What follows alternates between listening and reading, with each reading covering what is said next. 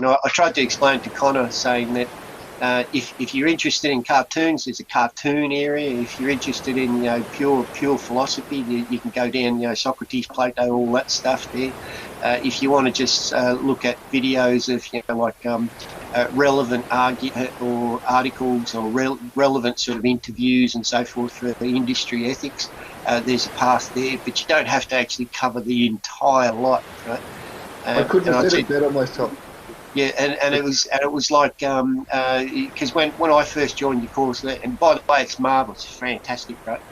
If I knew about this before my professional career, I would have jumped on it with.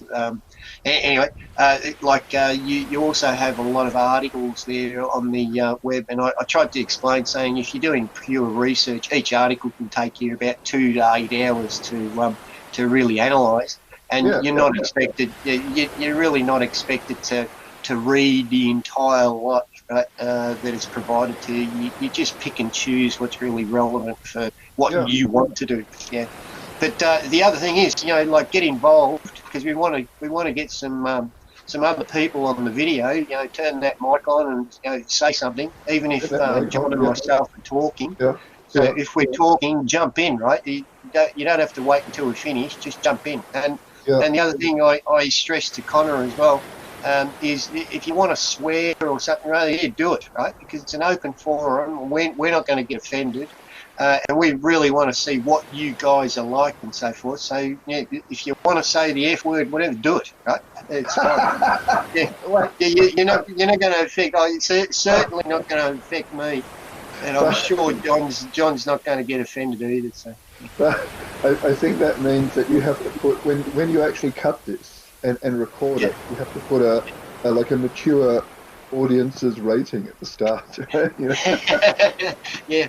Because otherwise, RMIT, the powers that be might be offended, not us. Yeah.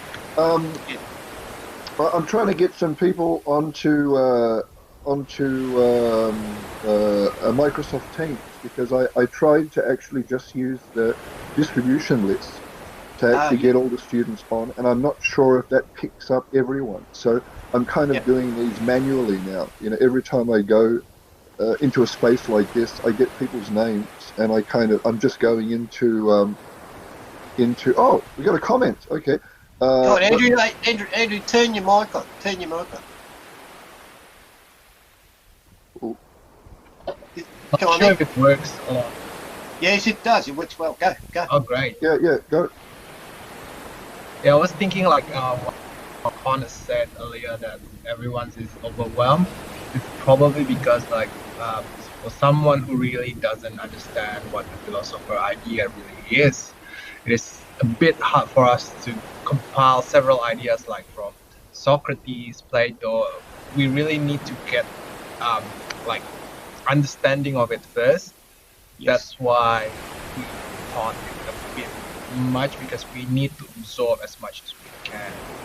Oh, can I answer that? Can I answer? Can I just jump in quickly? Right? I just want to say that I think the problem is that a lot of students would see this and they think that John expects us to read everything and know everything. And I usually make the point, maybe later on, right, that any of these ideas, like if you were looking at Socrates or Immanuel Kant or utilitarianism, you could spend an entire lifetime and many PhDs just part of Socrates, right?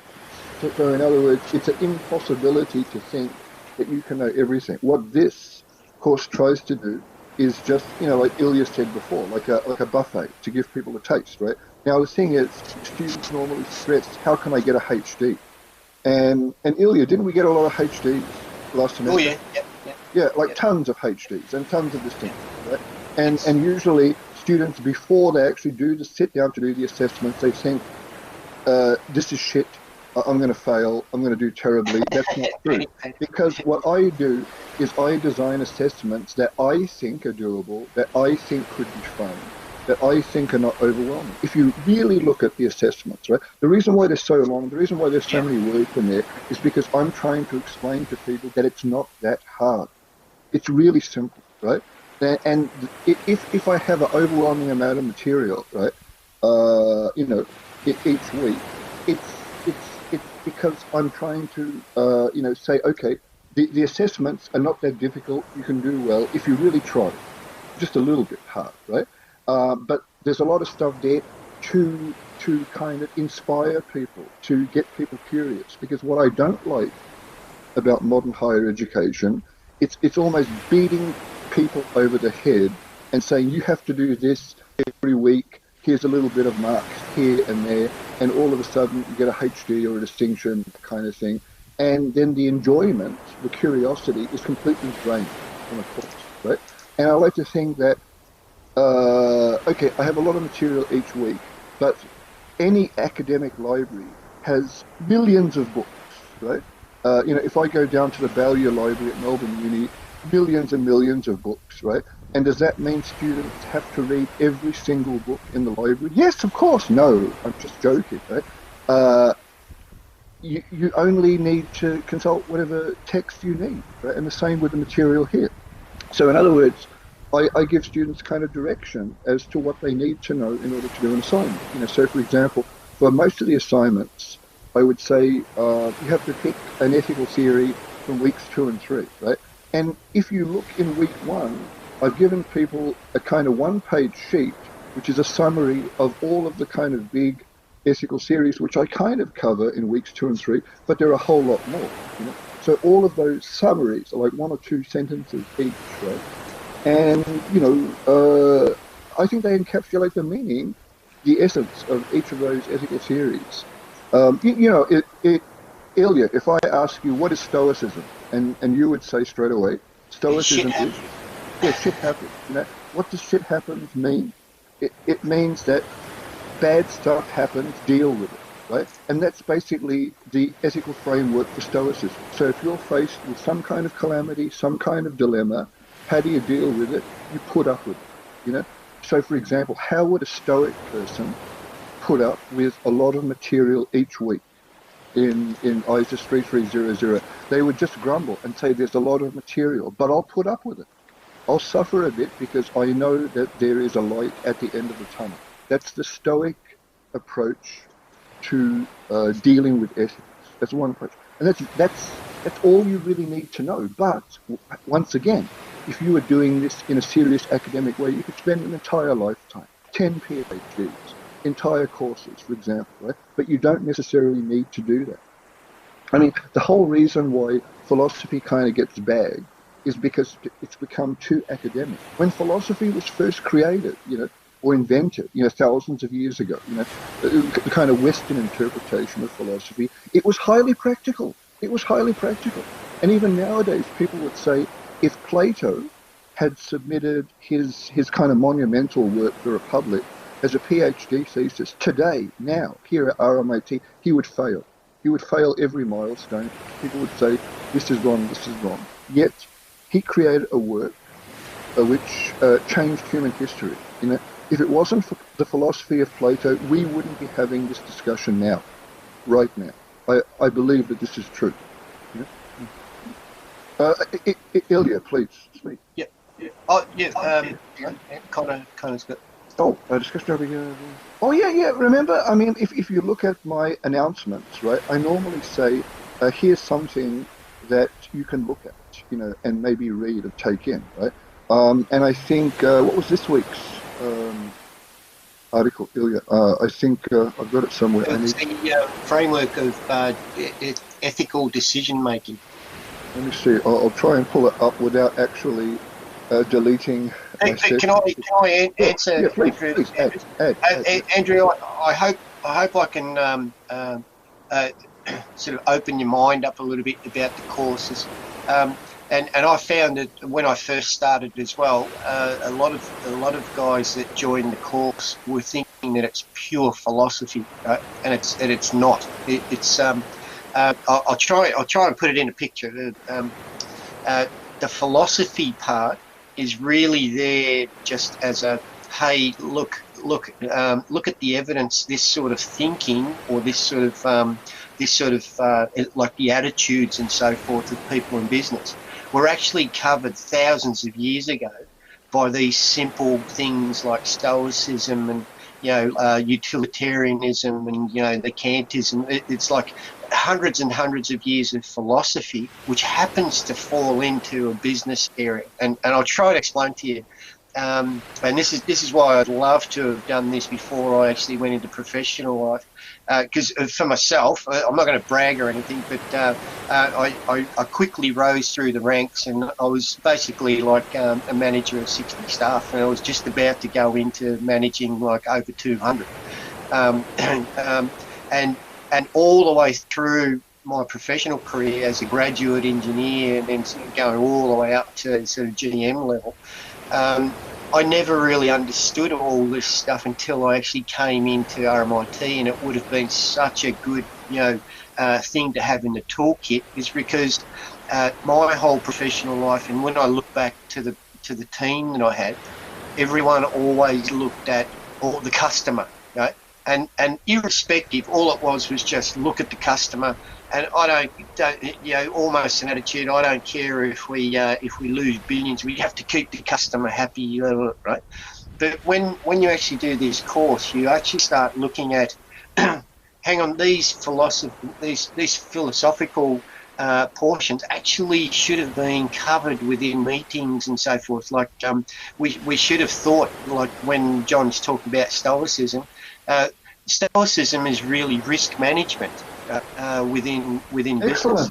Yeah, and so, but it's not highlighted, right? And if you actually look at risk management within business, it's just a process. You have to build up experience to be a good risk averter and actually have mitigation plans. All that. So it's a step by step. But by doing this course, it opens your mind up to actually say, hang on, what if this, what if that, what about, the risk management portions, but and it opens it up to risk management plus utilitarianism, right? What are the effects for the greater good and all this sort of stuff, right? Or actually, hang on, with these risks, what about the Kantianism? Do we have to do them right now? Batman sort of thing, right? And then when you look at the virtues and so forth, they all sort of seem to link off just these things that you do within business, which a lot of people sort of miss, right? And the problem, I shouldn't say problem, the mistake you would make by doing this course is thinking that it's pure Socrates, Plato, all these guys, right? It's not clear, right? So they're actually secondary. Who really cares about them? But you have to have them in the back of your mind to say, hey, hang on, their principles were of good, the virtues, and how they actually did things to say, if this happens, what about X, Y, Z around it, right? And that's basically what this course is. It's discussing, talking. It's not trying to be a philosopher. It's not trying to be Socrates Mark II. It's just, we know about them, but how do we actually think in business using the philosophy, right? So don't get scared off by the course, right? It's a fantastic course, and I'm telling you now, if I knew about this before, it would have made my life a lot easier in business. That's for sure. Anyway. And Ilya invented the USB stick, so listen to it. No. I didn't invent it. Our corporation was part of the. You could call it a consortium. It's really like a development forum for the USB. So when I was in my early part through my career, my manager came along and he threw this pile of paperwork on my desk and he says, "Have a look at that," and it happened to be the grand plan for the new USB. Right? So we're on the USB consortium, one of many. Yeah. I just make that point because sometimes people in the past have said, couldn't we have industry speakers in this course? And I would think, Ilya, full stop, Yes. The industry experience. I mean, who else do I need to do? Resurrect Steve Jobs? I mean, that kind of thing. I mean, go figure, I mean, see, I would like to think that we're like Abbott and Costello or Jerry Lewis and Dean Martin, the kind of opposites, right? Because maybe I'm the kind of, philosophical academic type, and Ilya is kind of grounded in reality, so he actually kind of, well, I guess pulls me back and makes sure I don't go full metal philosopher. Socrates Mark II. But the other thing that people said in the past was, I didn't enroll in a course in film, so for example, like in the weeks to come, right, there'll be probably films that you have to watch and do a live tweet about. And remember, the whole concept of a live tweet is that you just have to write, something that's around 140 characters long in response to something, right, that I ask you to do, right? And 140 characters is basically just 2 sentences maximum, and sometimes, you only need to write down a word or two, right? And that's it, 2 marks for that form. And people would say, well, so John is telling us to watch a 3-hour movie to just write 2 sentences, right? And I would think, wow, gee whiz, if I could have done that when I was doing my degrees, I'd think fantastic. You know what I mean? Because, the thing is, right, if you watch a movie, for example, right, or, anything, listen to a song or play a computer game or something, I would say that underpinning the narrative of the song or the film or the computer game is some aspect of ethics, I think, There's some kind of, moral tension in any kind of narrative, right? And it's just my kind of attempt to make students think about what they experience, because, Ilya was saying, okay, a philosophy can be extremely academic, etc., navel-gazing, blah, blah, blah, and not practical. But if you go back to Socrates, for example, and there's actually a really good a documentary about Socrates that you can watch in the week 2 and 3 folder, and it's kind of hosted by a British French philosopher, Alain de Botton, and it's a half-hour expose on Socrates, basically, and what we can learn about Socrates that can help us in our lives today. And I think the title's called Socrates on Self-Confidence. So Alain de Botton is basically saying that if you look at the life of Socrates, for example, Socrates basically said, a life unexamined is not worth living, and the most important thing that you should do in life, if you're a human being, is question and never stop questioning. And that is pretty much the essence of philosophy, And I think if you look at the other material, right, in the week 2 and 3 learning materials folder, there are kind of these notes. Some of the notes are based on stuff that I talk about in the audio seminar, and the other notes come from the recommended reference for this course, Ethics for the Information Age by Michael Quinn. But I think one of those notes I've just got why, right? And why is basically the central question of philosophy. So anytime you ask the question why, you're in a sense a philosopher, right? And I think a lot of people are actually philosophers without knowing that they're philosophers. So if you're the kind of person that always asks questions like why this, why that, then you're a philosopher already. That's pure and simple. That's what philosophy is. And I think that young children, they're natural born philosophers. And what happens when you go into the schooling system, it's beaten out of you, and you're basically just enculturated to accept it. So any time that a person challenges something, any time that a person questions something, you are a philosopher. Ilya, anything to add to that, or am I kind of just? Yep, I like Andrew's comment, but before we get to that, is exactly what you're talking about was the Socrates play out within that video. Was question everything. It's like a basic rule for management within business. Mm-hmm. And you'll actually, when you guys, I'm not sure how many of you guys actually work already, but you'll actually see a lot of managers are there for the moment, for themselves, not for the team or the company, really. And the classic, when I watched that interview, was not the interview, the video was where, spoiler alert, right, where Socrates gets killed by a whole bunch of people that are against him with hemlock. That's a typical scenario that you'll see within business, where the backstabbing and all that sort of stuff, to actually be able to climb through the tree of business, right? Trying to get to the top by knocking off all your opponents, so to speak, right? But if you actually do this course, you'll see you have more power rather than doing, the old. When I started in management, the old quote was "knowledge was power," right? And no one wanted to say anything to anyone else because I know this, so I've got more power. You actually find that if you share your knowledge, same as Socrates did, you have more power, right?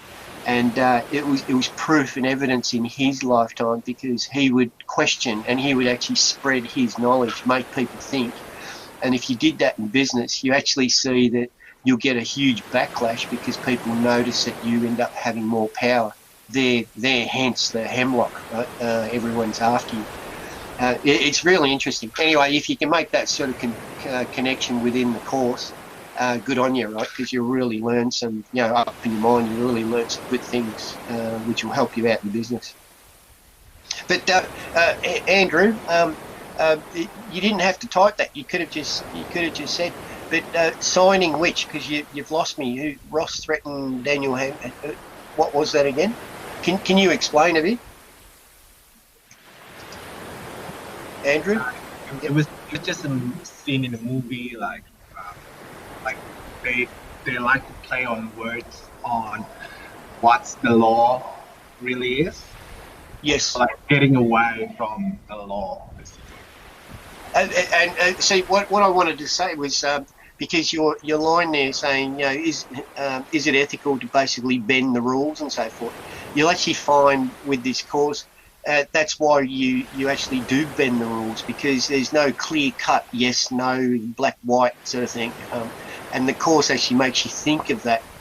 But the thing is, if you do bend the rules, then like in the course, what's the ramification? Like, are do you do the utilitarian, or you do the Kantians and all that sort of stuff? Right? Yeah, I mean, because Ilya mentions ramifications. So ramifications in terms of utilitarianism would be consequence. Yeah.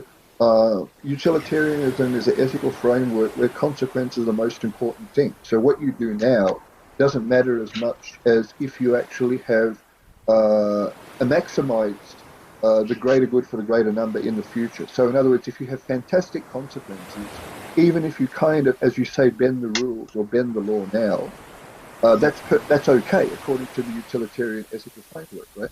And that kind of is sometimes an extreme ethical framework, because it kind of irritates some people who have a more kind of I would say a deontological ethical framework, which is they believe in certain duties, traditional laws, etc., that exist now in the moment. One famous utilitarian philosopher is Australia's Peter Singer. So Peter Singer was an academic at Monash University, and he wrote a book called Animal Liberation. So he was one of the first people to actually say that humans shouldn't be cruel to animals, and that kind of, increased his reputation to the stratosphere. And he became a professor of philosophy at Princeton University in the US, which is the same university that Einstein was at when he was in America.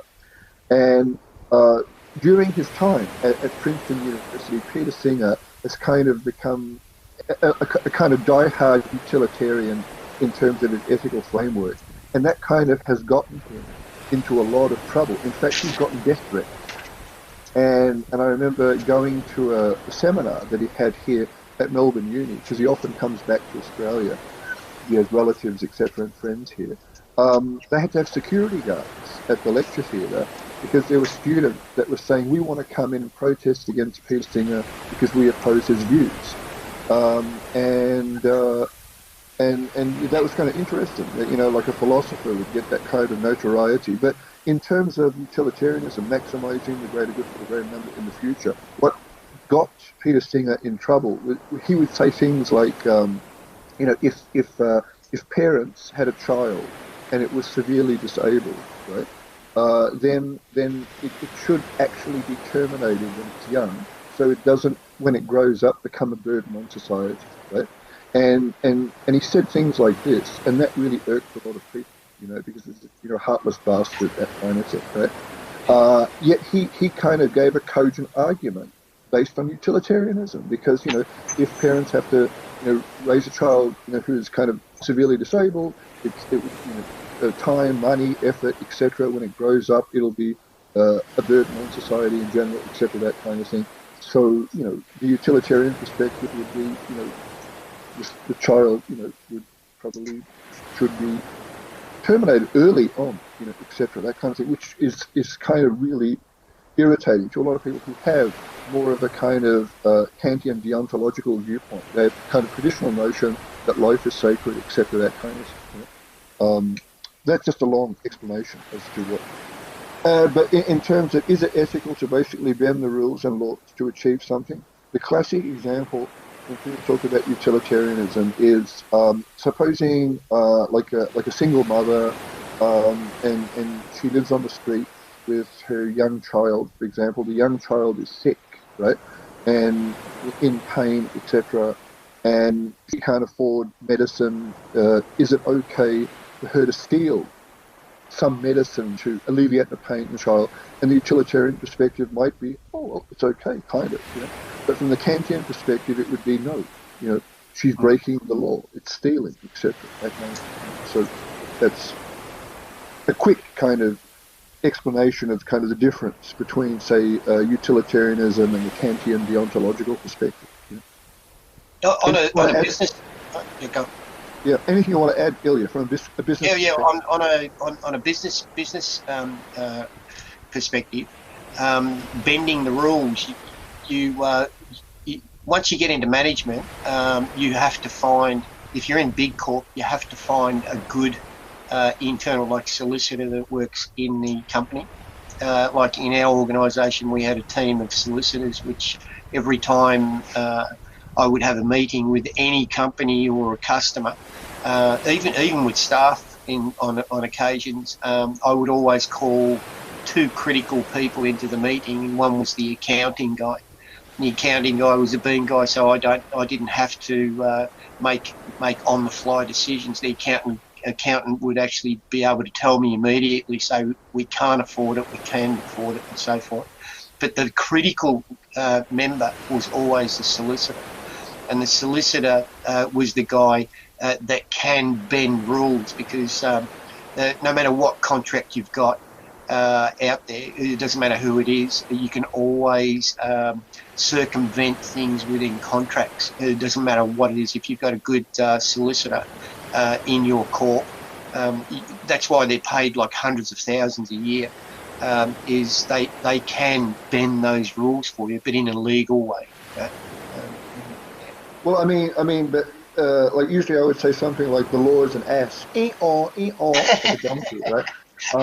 Because that's why law degrees are so long, and law is complicated. It's almost, some people would say, it's kind of the state trying to control its citizens by making these rules so difficult to understand that ordinary people can't comprehend what they are. And often there are kind of movements in society, let's come up with plain English laws. But usually people say, if we come up with plain English laws, or whatever natural language the laws are in, if we come up with plain laws, right, then that means it'll put lawyers out of business.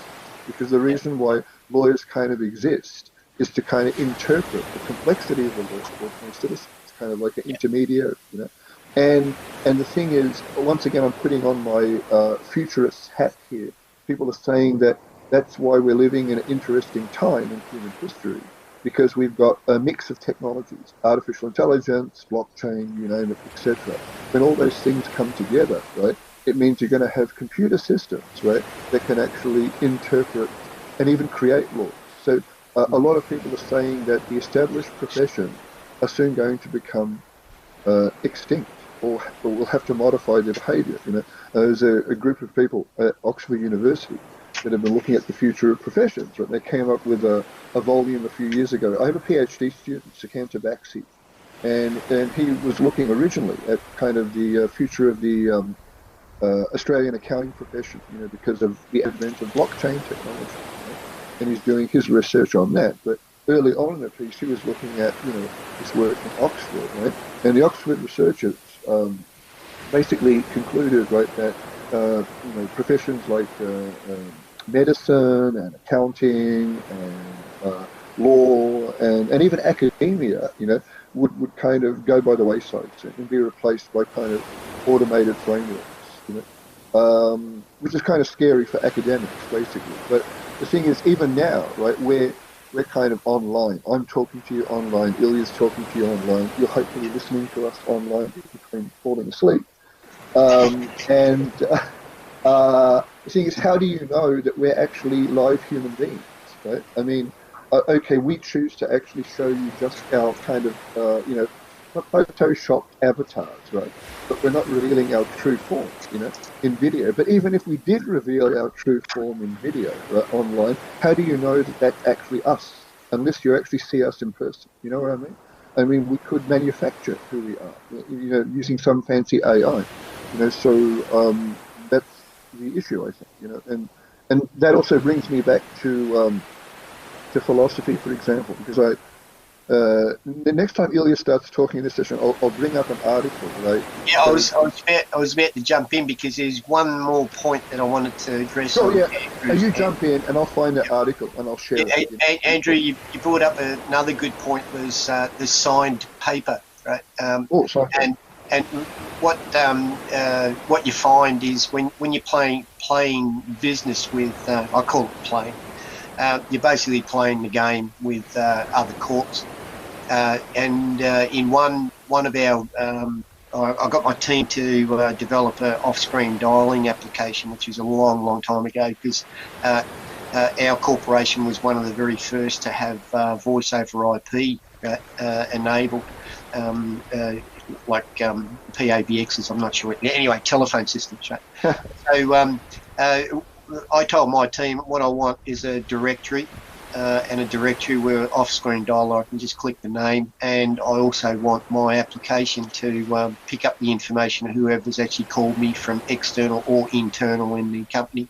And we went through and we actually developed this application, and I invited Microsoft to come in, and because I thought rather than us just pushing it in our own business, let's expand it out and see whether we can do something with Microsoft so we can tag on as an add-on for their Outlook, or it wasn't Outlook at that stage, but for some application, right, that they would have like on their servers, right?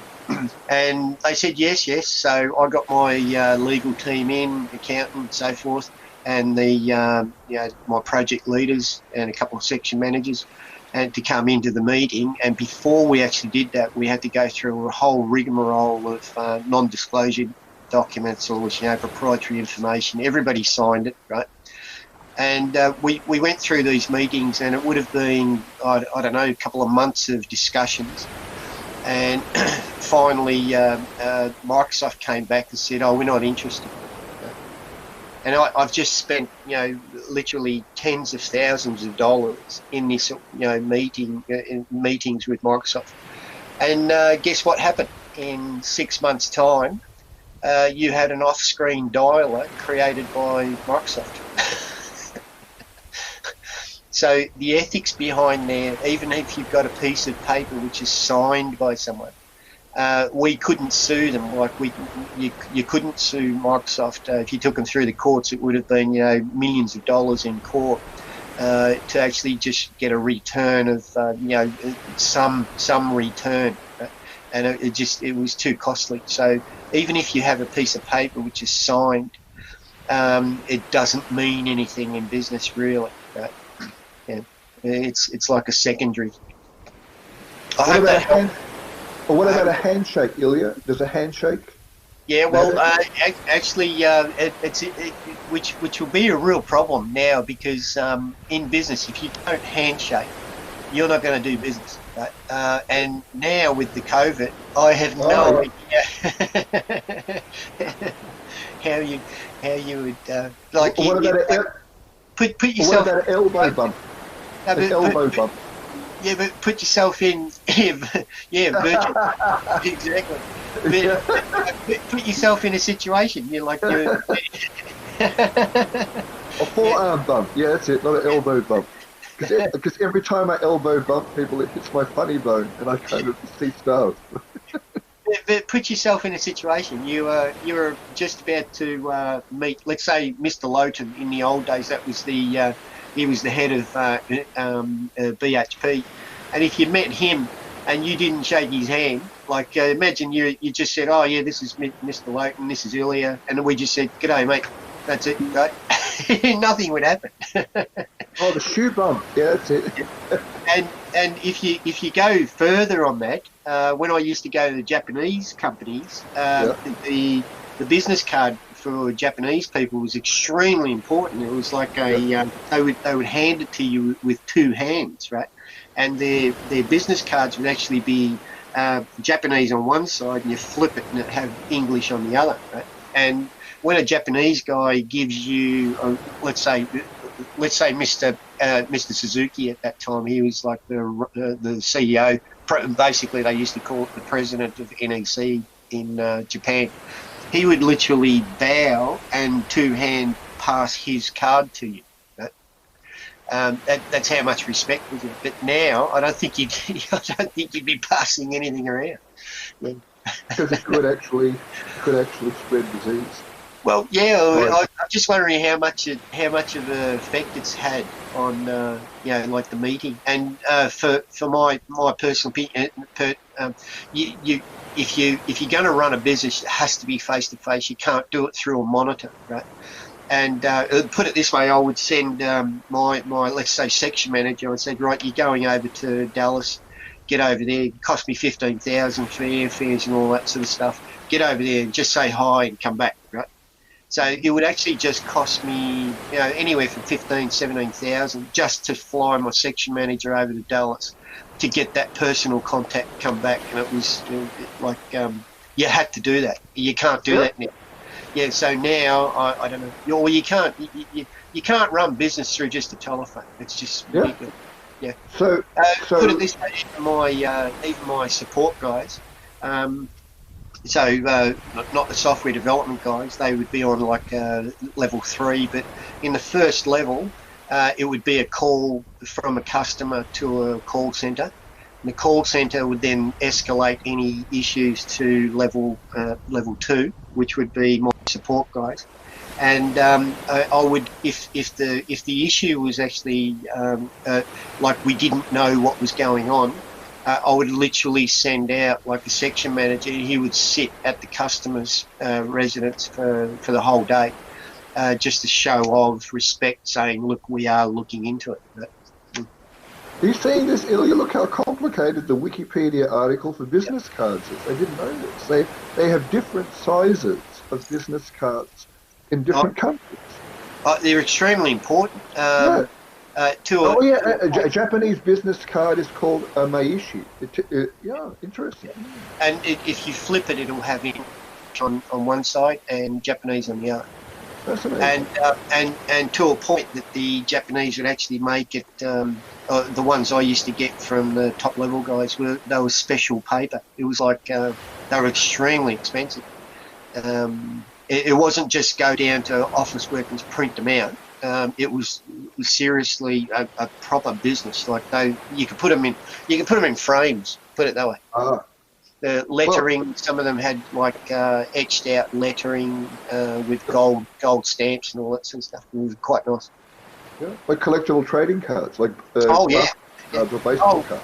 If you got one from Suzuki, you would keep that, right? And I had it and foolishly lost it. I mean, because I think once upon a time when I was doing this course live and I was doing because there's a week where we talk about identity, digital identity, right? But I also talk about identity in the real world. And I used to have pictures of famous business cards. So I actually found like Abraham Lincoln's business card and Bill Gates's original business card when he started Microsoft in Albuquerque, New Mexico, and all kinds of interesting business cards, because I thought that those business cards actually reveal some of the personality of the owner of the business card. You know, the kind of design aspects of it. You know, but I think I've got to tell you a story. I'll let you tell you a story. But go ahead, go ahead. No, keep on going. Keep on, go. Oh, well, I actually went to what was it, Irving in Texas. We had a meeting with an American organisation, and so we flew over there, and I had a few head guys from Japan with me. And in the meeting, am I still there? Yeah, you're still there. Yeah, because my screen's gone. Oh, sorry, the browser just went black. Okay. But we went to the meeting, and this American guy who was the CEO of that organisation puts out his hand, and the Japanese guys, bow, give him their business cards, and this guy, I nearly killed over. He just grabs the card, 2 fingers like this, right, and shoves it in his top left pocket of his shirt. After, like these top guys from Japan came in, bows to you, and you just grab this card and shove it in your top pocket and then you walk off. Needless to say, we didn't do business with them. We all jumped in the aeroplane and went back home. So the guy lost a few multi-million-dollar contracts. Because I think what we're kind of discussing now you just bring back is I guess related to the social aspects of interaction. Etiquette. Yes, business etiquette is different to normal etiquette. Yeah. Like I mean, this is a general article on etiquette, but I think it also looks at different kinds of etiquette because I think there's a relationship between etiquette and ethics because both etiquette and ethics talk about the right way and the wrong way of doing things. So if you're talking about etiquette, right, it might be like dining. If you go to a formal dinner, what's the correct fork to use, right, or the spoon? If you use the wrong fork, then you can embarrass yourself, and people will constantly say, "Hey, look, there's the person that didn't know how to use the dessert fork," etc. Right? Your reputation's ruined, etc. Yeah. Right? So, and I think most people think that you can only have your reputation ruined through social media, but in the past, if you had poor etiquette, then it would spread through society, and then they would say, "Oh, there's Simpkins, he's really boorish and an ill-mannered person." So etiquette is related to, I guess, courtesy, manners, etc., or simple human behavior, right? And I think there's a close link between that and, I guess, moral behavior as well, or like ethics, and they kind of overlap with each other because with ethics, you can talk about digital ethics, or you can talk about medical ethics or accounting ethics, and like etiquette. With etiquette, you can say it's just plain etiquette, or it could be business etiquette, or golf etiquette, or surfing etiquette. I mean, I think I found an article on surfing etiquette. How should surfers actually behave when they're, trying to, what's the term, cut a wave or something? I mean, it's been a long time since I watched Point Break, but Point Break, I don't know if anybody's seen that film. It's got Keanu Reeves in it, and I don't know if is anybody out there in the audience a fan of Keanu Reeves? Yes. Anyone? Sorry, I don't know. I mean, like, I would say show of hands, right? No, show of hands. Nobody knows who Keanu Reeves is. Oh yeah, okay, Keanu Reeves. Yeah, okay, we have some Keanu Reeves. Right?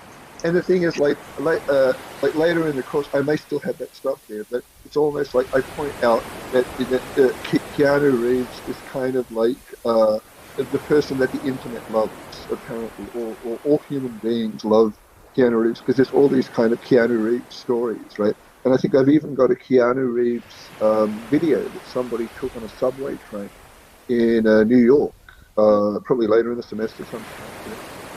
When I put up my Keanu Reeves shrine, right? And basically, it's Keanu Reeves, right? And he gets like $2 or $3 million a film, right? For what's that film series that he's doing now with the assassin? Is that the Reach? Not Reacher.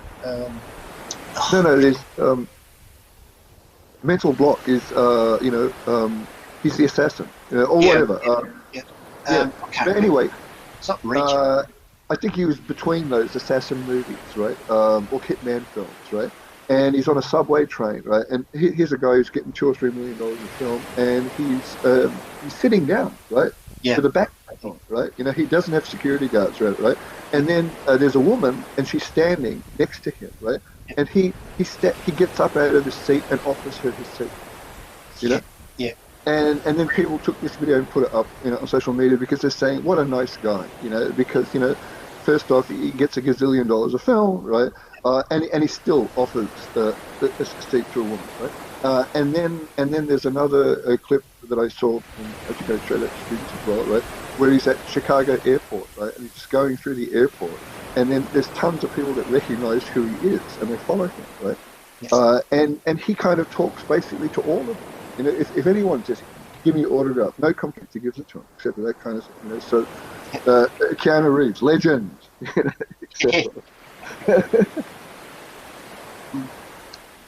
Sorry, that's my Keanu Reeves friend. I mean, the other person that I kind of like as well is Bill Murray, but you know, I don't know if Ilya knows who Bill Murray is. But, oh yes, Caddyshack. Yeah. Oh man. But Bill Murray and Keanu Reeves. I still remember the quote from Caddyshack. The course where you call him curator or whatever. He comes over to Bill Murray and says, because he had a pardon me, Connor, but he had a heavy Scottish accent. He says, "You got to kill all the golfers on the." And he was thinking gophers, right? And Bill Murray says, "You want me to kill all the golfers on the golf course?" This is brilliant. So I just discovered that Keanu Reeves is Canadian, right? So that probably explains nice guy, right? Because why do I associate him as being an Australian? I don't know. His attitude is kind of Australian. Yeah, it comes across really Australian. He's sort of laid back. Oh, yeah. I'm not taking I'm going in the tram, right? Like Hugh Jackman. I like Hugh Jackman. You know, yeah, they sort of remind me of the same. Yeah. Because my ideal film would be a Hugh Jackman teaming up with Keanu Reeves and their boss is Tom Hanks. So it would be Nice Guy Overload. There would be absolutely no stoicism. No stoicism. It's like, you know, I mean, like, it's almost like, you know, so yeah, go figure. Oh, etiquette, for example. I mean, going back to business cards, for example, right? You mentioned all the kind of right and wrong way to actually, you know, handle business cards, etc. Right? And I think, and you mentioned Japanese culture, for example. So I think there's that aspect of, you know, cultural differences, even in terms of what people view as being appropriate or inappropriate behavior. You know, so if we were doing a course in, I guess, organizational behavior, for example, people might be focusing more on that. From I'll give you another example of business cards, right? If you do business with some of the guys here in Australia, in the old days, they used to have their business cards in these like leather pouches, and they would have them in their back bloody pocket, right? So they'd sit on them hours and days on an end, right? And when you went to a business thing, he'd out one of these business card things, and it would look like a bloody banana, right? And you'd think, you're getting my drift, right?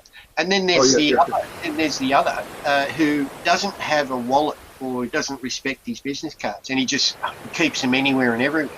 And they'll either have like a crease in them, right? Yep. Throw it in the bin, or one of the worst things is to have a business cards and one of the ends would all be, you know, like sort of bent in and frayed, like it was shoved into a corner of a book or something like that.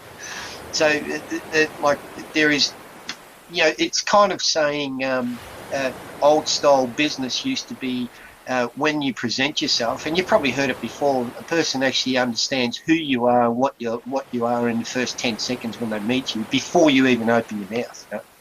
There's no such thing as a second first impression. That's it, Wick. Oh, yes, there is. John Wick, that's what I wanted to actually point out, right? And the thing is, I did actually reference John Wick when the third film came out, I think last year or the year before, right?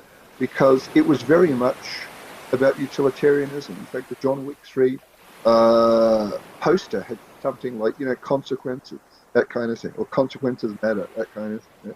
And the Do you, thing is about, yeah, go. the thing about John Wick, the John Wick films that I like, right, is that they've kind of developed this complex mythology about a world of assassins, right? They have their own set of rules, you know. Yes. And the Keanu Reeves character, John Wick, is like a super uber professional, you know. So he's really, really good at what he does, right? And he has his own kind of code of conduct, right? But he does, spoiler alert, kind of break the cardinal rule. I think it's at the end of the I might be completely wrong, but I see him as, let's say that assassin Oh, yes, organisation. it's on the continental ground. Yes, that's it. Yeah, don't. Yes. Don't. That whole organisation, especially when they go to the hotel and so forth, right? Yeah, you have to yeah, present your coin. They have their own set of morals, their own rules, so their own, so to speak. But but from watching all three, I think Keanu comes in, Wick actually comes in, and he keeps the majority of his ethics are the real world ethics, not the one in the hotel. And I think that's the conflict between them, because he still thinks, like thinking outside, not inside. Yeah, yeah. And you remember, like in the first movie, the whole reason why he goes on the rampage is because his dog is killed, I think. Is that? Yes, exactly. Yeah. Yeah. And the thing is, I like the way that the story develops, because the John Wick character is humanized. He's still kind of longing for his dead wife, right? And he's always looking at his phone, you know, with the last kind of kind of video of his wife, right? And the fact that his dog is killed, right? And his dog was a gift from his wife, you know, is actually kind of, you know, really what cuts into him, right? And then he kind of turns. So I think the character of John Wick is almost kind of something that resonates through a lot of pop culture and literature. It's a kind of a split between good and bad within people, you know, and what turns you over the edge, you know. So if you look at, say, Dr. Jekyll and Mr. Hyde, I don't know if people are familiar with that story, you know. Robert Louis Stevenson. It's been turned into several movies and TV series, etc., that kind of thing. And what Dr. Jekyll and Mr. Hyde is about is, the internal conflict that each human being has between their good and dark side, right? And here you have a scientist who comes up with a potion and swallows it and kind of releases his evil side, and it's just his evil side, right? Yeah. And then kind of he has problems, right? Because there's no kind of good side to temper it. But then when he's actually totally good, that's kind of, you know, not that good as well, because you need that kind of balance, I think. You know? Because there are some people that would argue that you can't actually learn how to be truly good, truly ethical, unless you have some kind of inkling as to what the other side is like. You know? So in other words, you have to know what the bad side of life is, or what evil is like, in order to appreciate, the idealism of the good life. I don't know what you think, Julia. Well, actually, I totally agree, but I've got to jump in and actually let everybody know.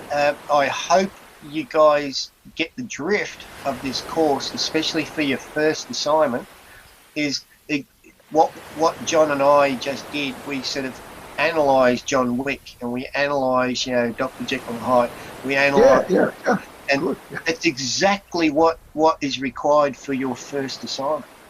Is to actually analyse from your point of view the ethical aspects of a particular topic. Right? So if you've got John Wick, you notice we started talking about ethics from the external, internal. He's keeping photos of his wife who gave him the dog. How is that impacted from what type of ethical standpoint and so forth? So I hope you understand where the course is coming from. For your first assignment, that's what is required for your first assignment, to analyse from your point of view ethical aspects of some topic. Well, like for example with John Wick, right? Yeah. I did mention that he loved his wife, right? And what is love? So that's the title of the song. I almost feel like breaking up the song. But the thing is, like, some people would say that love is actually a virtue, perhaps the greatest virtue. And if you look at that list from week one, the kind of great ethical ideas or theories, right? There's, Kantian or deontological approaches to ethics, there's utilitarianism, and then there's virtue ethics. So virtue ethics, right, Yep. is due to somebody called Aristotle, one of the great three ancient Greek philosophers. There's Socrates, Plato, Aristotle, right?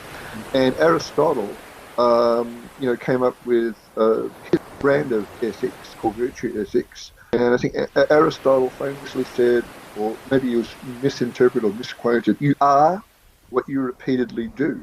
So, morality is not something that you kind of get poured into you, right, or learn from a book, but you have to kind of practice it, and you kind of have to find people who have these aspects of character that you want to actually become, how do you become an honest person? How do you become a courageous person? So people are usually inspired by people who are honest or courageous, right?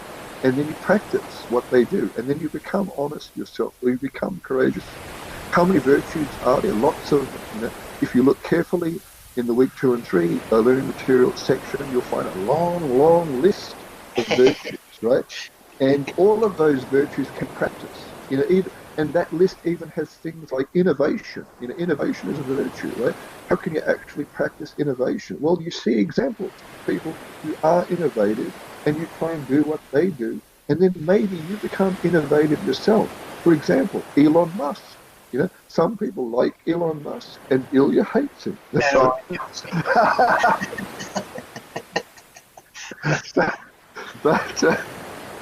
the thing is, what would Elon Musk do? That's another way of reframing virtue ethics, or how Aristotle would view morality. And often you would see like a bumper sticker on a car, and it might be, what would Jesus do, right? So if you say, what would so and so do, right? It means that you're trying to copy what somebody is doing, because that person has certain character traits that you deem to be good, And hopefully it's not like, what would Darth Vader do, which is more like, that kind of thing, or what would some evil character in Game of Thrones do, for example, right? Or Elon Musk to his investors. Yeah. So in other words, right, in terms of John Wick, right, how does virtue ethics play within the John Wick universe? It would be, as I mentioned before, John Wick has the love for his wife, and that, in the first film, second film, etc. I don't know about the third film. It goes a little bit computer game-ish for me, right, in terms of the repetitive dialogue. I thought it was good. You did? So you're hanging out for number 4? Oh, I'd love to see it. And I couldn't believe on YouTube they actually had shorts of him practicing to do the shotgun reload and all that sort of stuff. And it's unbelievable. He's got it down to a T. Like, he can grab the ball, which is in I'm not sure whether you're familiar with in using shotguns in sports for shotgun. They actually have a competition where you can where it's like a trial. Where targets are put up for you, and you're timed, right? And the number of hits and your time combination, you win the comp. And to actually be proficient these days, you have to be able to load 4 shotgun shells in like a second. And so in other words, you'll hold 4 shotgun shells and you go 2 swipes to fill your shotgun, right? And he's got it down to a T. They actually showed him on a YouTube thing, practicing for John Wick to actually do the speed load. And I mean, this guy is really good. He really puts himself into films. Great. Anyway, hats off to the guy. What do I normally say in this course? I also, towards the end, come assignment time, I say things like attention to detail is one of the secrets to success in life. It's just brilliant. Really is. Yeah, and I think that's exemplified by what you said about, Keanu Reeves, right? Practice makes perfect, Well, just to add on to that is when I would hire staff, right? They would actually be on a 3-month probationary. Within the first 3 months, you can get rid of them, right? It's actually quite difficult, but you have to have the 3 strikes and so forth. Anyway, I've got a lot of staff which I actually did get rid of. But in that first 3 months, you actually pick up with an employee to see, are they one of those clock watchers? do they actually put in and so forth, right? And John Wick would be an example of someone that you would want to basically after 3 months start promoting, right? Because just an example, you hire a new guy in, show him the ropes, take him about a week, and all of a sudden you notice that he's always looking and thinking, 4:57, I've just got to get out of the office, right? Not a good look. Right? And I'm pretty sure John Wick would be one of those guys who would actually ask a lot of questions, really put in and so forth, because he's just kind of like Mr. Perfection. Someone you'd want to hire, right? Or Definitely. A craftsperson. If you noticed how I'm being all-inclusive, I didn't say craftsman, as a craftsperson. Right? Because we have to be all-inclusive, remember? I mean, I think that's the problem. The problem is, even in terms of morality, right, ethics, right, often we're prisoners of the language that we use, right? And we have to kind of think carefully about what we say, because there's actually kind of a reflexive relationship between language and thought. In fact, that was the subject of my PhD, or the underpinning of my PhD, because I think I may have introduced who I am last week, that I'm a physicist and applied mathematician by training, IT academic by fortunate accident, and an armchair philosopher through conscious choice. But my doctorate wasn't in physics or applied mathematics, right? It was actually in color categorization, but actually it was more complicated than that, because originally how I got into color categorization, right, was a kind of interest in language or linguistics, right, and in how language influences or determines how people think. It's a kind of controversial theory in linguistics, which kind of emerged in the early part of the 20th century, So, and kind of one way that people kind of tried to test that theory was, how people actually perceive colors, because colors are something that you have to experience, right? And it's very difficult to actually understand what a color is like just by the name. Because if I say red, right, that name might label a color, but it wouldn't label the experience of the color, or how we kind of think about it, and I think that if it's true that what we say or the language we use influences how we think, then it is kind of important that we think about what we say. So if we say craftsman rather than craftsperson, right, it makes us think twice about what that term actually means. And even if we think about the notion of ethics, how do we define the differences between things? Because I think within ethics, we're talking about differences between right and wrong. What do we mean by right? What do we mean by wrong? Some people might say good versus bad, or good versus evil. But then people might say, isn't evil kind of extreme? Like most people, when they do something wrong, it's not because they're evil. Evil would be if you're Dr. Evil, like from the Austin Powers movies. I don't know. You a fan of Austin Powers, Julia? Oh, I used to love his film, Goldfinger. Yeah, but the thing about Dr. Evil, right? And that was kind of a weird character, because it was more like, oh well, of course he's evil because he's Dr. Evil, right? But he's kind of like stupid evil, you know what I mean? And I think another point that I like to make about ethics or morality early on, right, in the course, is often when people do something wrong, right, it's not because they deliberately choose to do something wrong. It's because they're stupid. They just follow other people. Oh, that person's doing that, let's follow. And if you watch that half-hour doco about Socrates on self-confidence, right, basically the ideas of Socrates were more like you have to think. Thinking gives you self-confidence, right? And it prevents you from being sheep, because what do sheep do? They just follow each other. But then again, maybe I'm being, not all-inclusive for sheep. Maybe not all sheep are the same. Maybe there's some sheep that are really intelligent, have a high IQ, and probably say, well, I wish I had a chance to actually excel, but I have to be part of the pack, flock, that kind of thing, So how many people in the audience are sheep? You know, Never, you know. never. I think the problem is with higher education, right? It's sometimes, you know, it's easier to be a sheep and follow what everyone else is doing, right?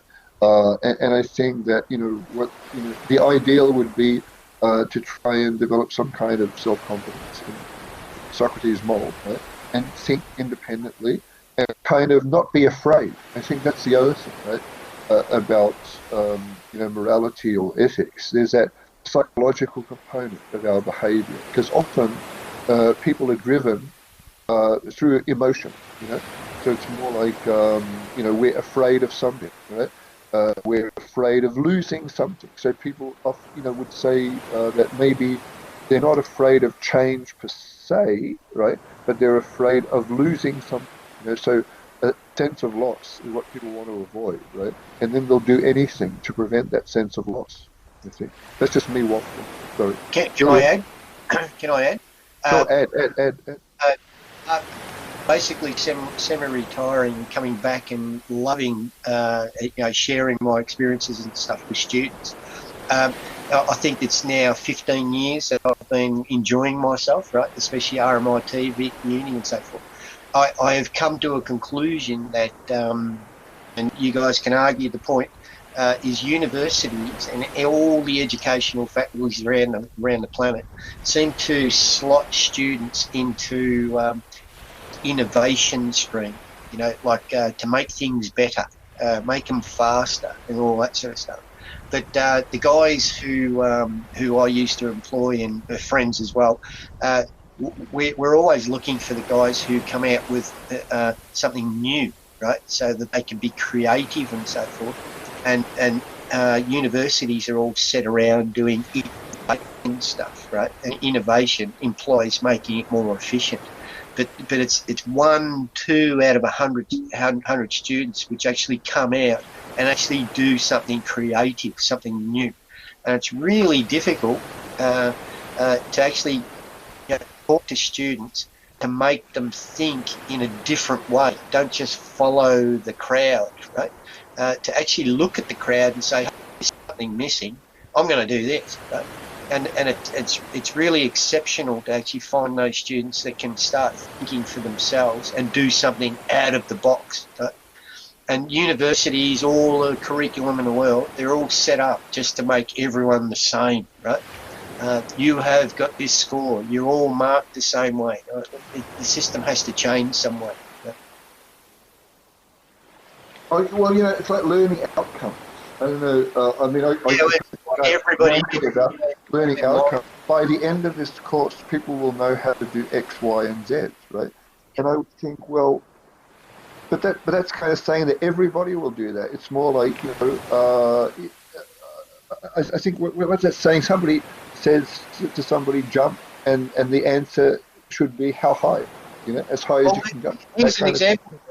Yep. Here's an example for you. You line up, you know, 12 students on a racetrack, and finishing line is on the other side of the track, you know, sort of thing. And you fire the gun, and you have easily, and it's very very close, 99% of the students will run the track, right? And very rarely will you get one guy who'll go, stuff this, and he walks across the thing and wins the race, right? Walks across the paddock. He says, I have found a new way of winning, right?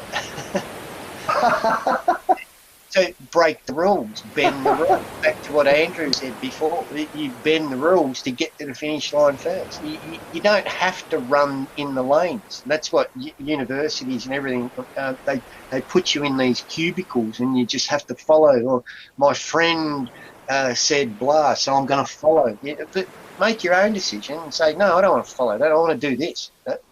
That's what's missing out in industry. That sort of like that niche to actually think out of the box. Right? However, and it's not lateral. It's not lateral thinking. So it's something exceptional. Just say, hey, it's something different. And Jesus, it bloody works. Look at that, right? but the problem is, right? Sometimes if you do kind of break the rules, as you say earlier, it's going to affect people. You know, like some people. Correct. That's where ethics comes in.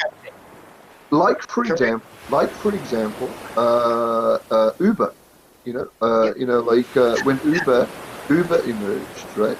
A lot of people were kind of irritated by Uber, the taxi industries of the world, for example, right? And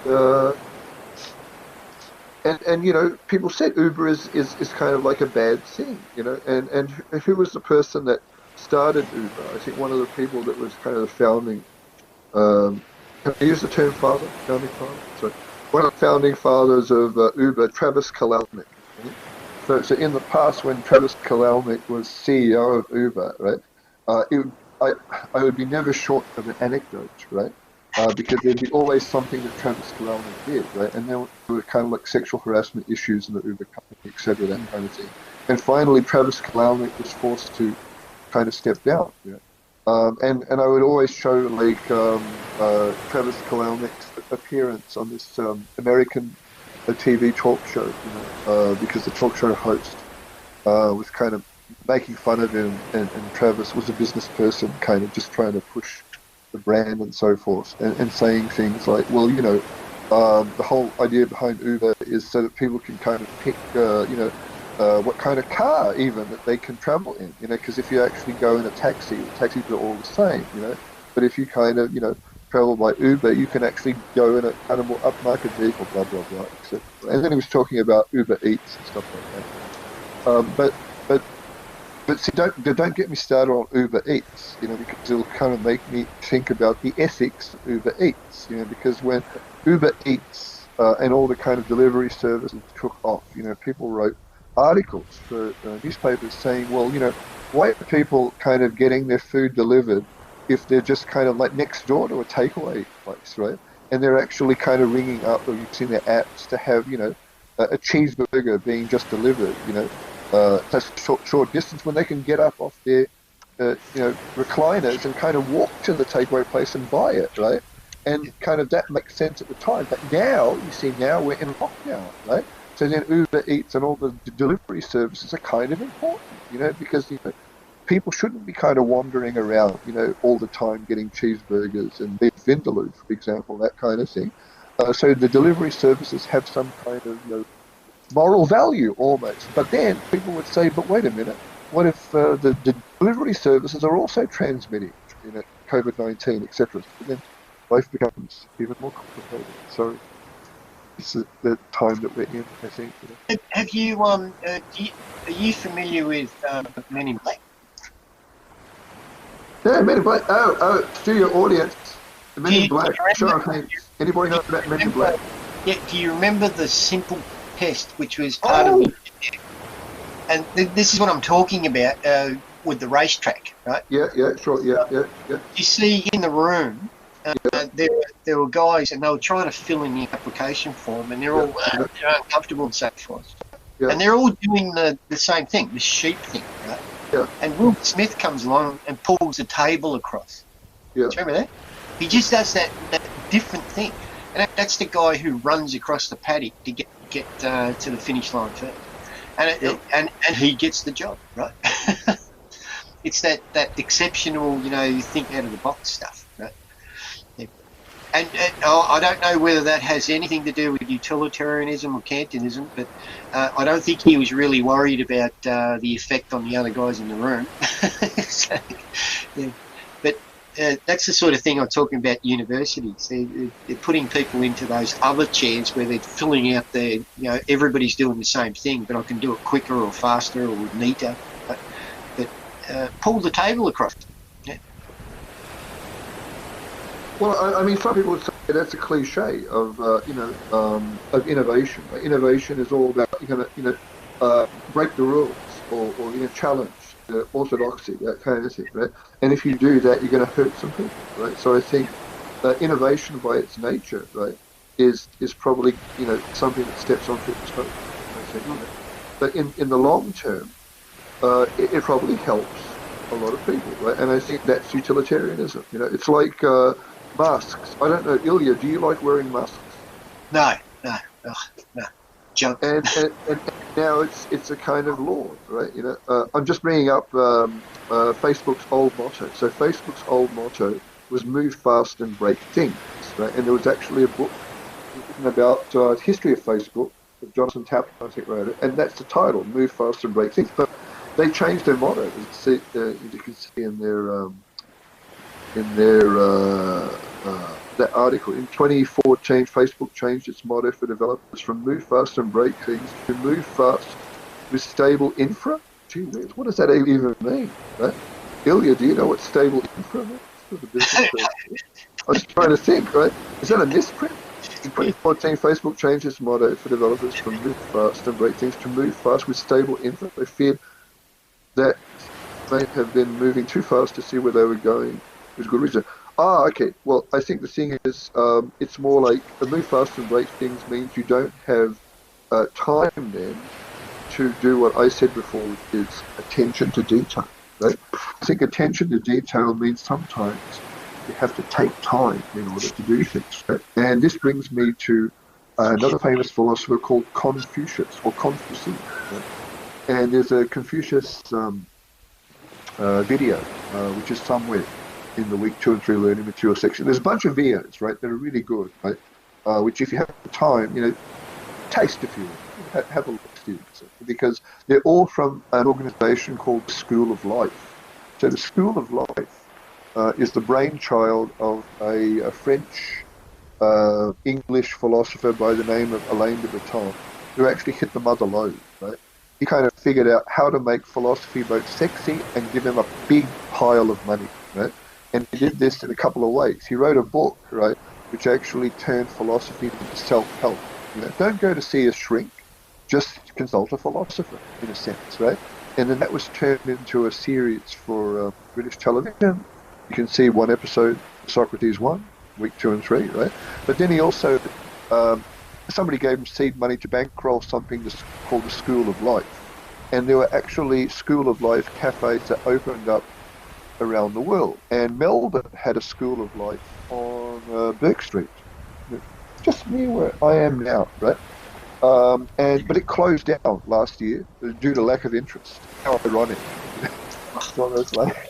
He tried to make philosophy sexy and for the common people, and then all of a sudden it disappeared from Melbourne. And I think it now is occupying the second level of a pizza shop in St Kilda or something like that.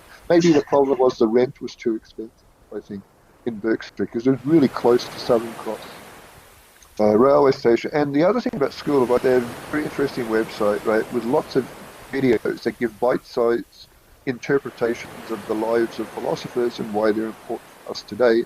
And all the ones that I find interesting, School of Life, I've put up in the week, right? And they're only 8 minutes long, 8 to 10 minutes long, and they're really interesting. The Confucius one is really good, right? Because Alain de Botton talked about is 3 or 4 important things about Confucius for us today. And one of the things that sticks out to me in terms of innovation, we're just talking about now, is Confucius believed in the concept of the cultivated mind. So the cultivated mind, Alain de Botton says basically, is it takes time to do something well, to understand something well, to think about something, right? You don't have something instantly happen. And what Alain de Botton basically says, right, is that if Confucius was alive today, he'd hate this kind of mantra of, what did I have before? We think from Facebook. Move fast and break things. So if Confucius would kind of say, oh no, that's terrible, move fast and break things. You have to actually do things slowly. Attention to detail takes time. It's like a fine wine. Why a wine is expensive if they're old? Because they supposedly get better in the fermentation process and so on. And usually, when people, there may be people here now, right, doing something called knowledge management, right? And I think there's a knowledge management pyramid or something. There's a data, information, knowledge, wisdom. So wisdom is at the top. What is wisdom? I think wisdom is like fermented knowledge or information. It's kind of knowledge that, has been, it's the test of time, right? Or it's been treated in such a way that you get the best of the best from it. And I think that notion of wisdom, right, is kind of lacking from that innovation mantra: move fast and break things. But then again, I mean, if you're doing an academic course, you have to have deadlines, right? So it's not like we have assignments to say, don't worry about deadlines, just hand them in whenever you like, right? This assignment's like 5 years overdue. Don't worry, you can still get them on, right? You know, I mean, it's not like doing a PhD. Right? I hope Ilya's not listening to this. Yeah, In the past, people doing PhDs, you know, and they're supposed to be like finished in 3 years, would finish it in like, what, 20, that kind of thing. It's more like, wait, you finished your PhD in 20 years, that area of knowledge is now extinct, right? When you started it, it was thriving. 20 years later, it's gone, right? You know, but you still got the doctorate, right? Go figure, right? So, the thing about a course like this, or any course, right, is there are deadlines, right? And you shouldn't be afraid of deadlines. You know, like, I think in all the announcements that I've sent, right, I've probably alluded to the fact that in this course, there's only 3 things that you really have to worry about, right? And there's a deadline, right? So there's 3 deadlines. The deadline for assignment 1, 2, and 3, right? There's 3 unique dates, and that's all you have to worry about. There's no kind of like, you have to have something in by the end of this week or every week, right? It's 3 dates. That's all you have to worry about and aim for. And that means that then you can free your mind to suck in as much knowledge that I put on, you know, canvas for you, you know. There's a kind of another cliche, self-paced learning. Self-paced learning is doing it at your own speed, right? And I think we were having a discussion last week, Ilya and I, about viewing habits of movies, right? And Ilya said something like, maybe Ilya, you can relate that. How do a lot of people watch films? Del, I'm going to offend people, but you can tell the IQ of a person by it should just be a standard interview question. Do you know where the pause button is on your remote control, right? And I guarantee you, a lot of people don't have used, but just to give you an example, had people over, really wanted to watch a film, so I put it on, and what do you get? They get up, they walk off, come back, get a coffee, come back, and I mean, like, if you really want to watch it, would you not use a pause button, right? So it should be part of an interview process. So, do you know where the pause button is on your remote control? So, yeah. I do have something to say though. Is Okay, do you want to see my personal motto that I please show your personal motto. as soon as I finished high school, I said I will do this on a daily basis. Do you want to see it? Please. Okay. Here it is.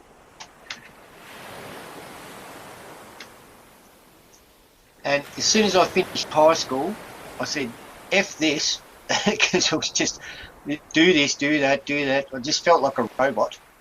I said, when I go to uni, this is what I'm going to live by. And I live by it for the rest of my life.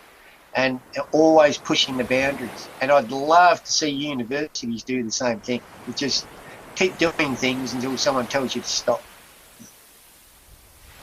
Well, I think that motto, Ilya, is actually almost like your credo. You know, I think later in the course, right? Yes. I think there's a video that, you know, you can watch, like a TED. Oh, that's the other thing. In this course, there's lots of TED Talks to watch, right? But I don't know if you like TED Talks. I like TED Talks, right? But there's a TED Talk about a high school teacher in the US trying to teach her students ethics, right? So she actually teaches them cowboy ethics. So I don't know if people know what a cowboy is. It should be cow person now, all inclusive. Right? Go watch a movie with John Wayne or something, you know, right? You'll know what a cowboy is, right? But cowboys apparently have their own code of conduct. There's a book about it. She teaches them that. But one of the exercises she gives her students, right, is basically you have to come up with your own credo. And credo is like what Ilya has there. It's a saying or a rule that you write yourself, and that dictates how you behave in life, right?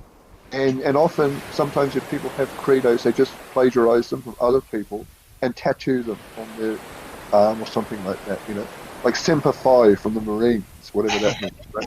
That kind of thing. But I don't know, Ilya, do you have that tattoo on some? No. I don't have any tattoos. No earrings. Oh, okay. No, Yeah. no. But remember, don't get me started about tattoos. I've always actually wanted to write something about tattoos. Because to me, tattoos are actually information systems, in a sense. I mean, some people have a very complicated ink, as people would say, it's almost their ink tells a story. And there's actually a classic novel, science fiction fantasy novel by Ray Bradbury called The Illustrated Man. And if you go on YouTube and type in Illustrated Man, maybe you might be lucky and still find an audio book of Ray Bradbury's masterwork. But there's a crappy film that was done in Hollywood years ago at The Illustrated Man, yeah. So, but some people might say my uncle back in Europe. I'm not sure whether he's still alive, but he had a full body. Like a full body, the whole way from neck to wrists and ankles, full tattoos. Almost like looking at one of those Japanese what do you call it? Yakuza. It's almost like looking at that, and he'd have things like Sophia Loren, James Dean, all those old actors all over him, and. He got to a stage where when he was about 60, 65, he would not go anywhere without, like a full body to be 40 degrees out. And he would have everything done up because he was ashamed of it for some reason. Right? But they looked horrible, right? Like when they were first done, they must have been much better than what they look now because they all look sort of greeny colour. But my best friend, same deal. He was top level manager in VHP, and he was actually in charge of all the machinery, cars, and all that sort of stuff, the safety aspects within VHP. And he was the same. His whole upper body was just like one big sleeve. I don't know whether you understand. It's a tattoo thing. They call it a sleeve, where it's all just full tattoo. You don't see any normal, like original skin.